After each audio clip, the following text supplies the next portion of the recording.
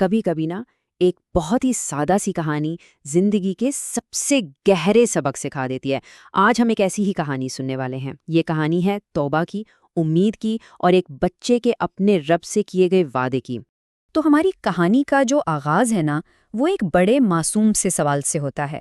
یہ علی ہے، ایک نیک دل لیکن ہاں تھوڑا بہت شرارتی بچہ۔ وہ اپنی دادی سے پوچھتا ہے، دادی شب برات کیا ہوتی ہے؟ اور بس اسی ایک سوال سے ایک بہت ہی خوبصورت سفر شروع ہو جاتا ہے۔ تو پھر دادی نے اس رات کی حقیقت کو کیسے سمجھایا؟ آئیے دیکھتے ہیں۔ دادی اماں بہت ہی محبت سے اسے سمجھاتی ہیں کہ بیٹا، یہ رات اللہ کی خاص رحمت کی رات ہے۔ وہ بتاتی ہیں کہ اس رات اللہ کی طرف سے ایک پکار آتی ہے، ایک ایسی پکار جو امید اور بخشش سے بھری ہوئی ہے۔ یہ وہ لمحہ ہوتا ہے جب سارے فاصلے مٹ جاتے ہیں۔ تو دادی کی بات کو ہم یوں سمجھ سکتے ہیں 3 اہم نکات میں۔ پہلی بات، اللہ کی خاص رحمت نازل ہوتی ہے۔ دوسری، جو بھی توبہ کرے اس کے لیے بخشش کا وعدہ ہے۔ اور تیسری، ہر دعا مانگنے والے کی دعا قبول ہونے کی امید ہے۔ اب یہ جان کر علی کا دل خوشی سے تو بھر گیا کہ بھائی بخشش کا دروازہ کھلا ہے، لیکن اس خوشی کے ساتھ نا ایک چھوٹا سا ڈر بھی تھا کہ کیا میری اپنی شرارتیں، میری غلطیاں بھی معاف ہو سکتی ہیں؟ اور یہ ایک ایسا احساس ہے جسے ہم سب سمجھ سکتے ہیں، ہے نا؟ تو پھر علی نے اس علم کو، اس احساس کو عمل میں کیسے بدلا؟ اس نے دل سے دعا کی۔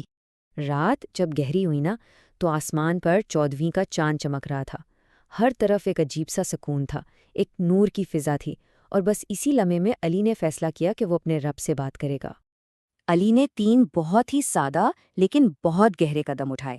سب سے پہلے وضو کیا، یعنی خود کو جسمانی اور روحانی طور پر پاک کرنے کے لیے، پھر نماز پڑھی اپنے رب سے تعلق جوڑنے کے لیے، اور پھر پورے دل کے ساتھ اس نے دعا کے لیے ہاتھ اٹھا دیے۔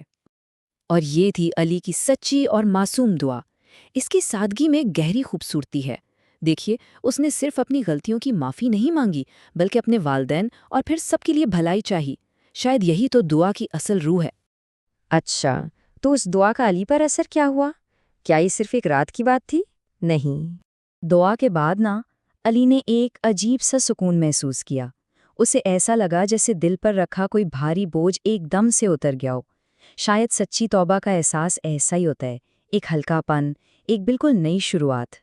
جب علی نے اپنی دادی کو یہ بتایا تو وہ مسکرائیں اور انہوں نے اس کے احساس کی تصدیق کی۔ انہوں نے کہا کہ بیٹا، اللہ سچے دل کی پکار ہمیشہ سنتا ہے، اور اس رات کا مقصد ہی یہی ہے کہ ہم اپنے رب کی طرف واپس لوٹ آئیں۔ لیکن سب سے اہم بات پتہ ہے کیا ہے؟ یہ تجربہ صرف ایک احساس پر ختم نہیں ہوا۔ اس نے اس روحانی سکون کو عمل میں بدلنے کا فیصلہ کیا۔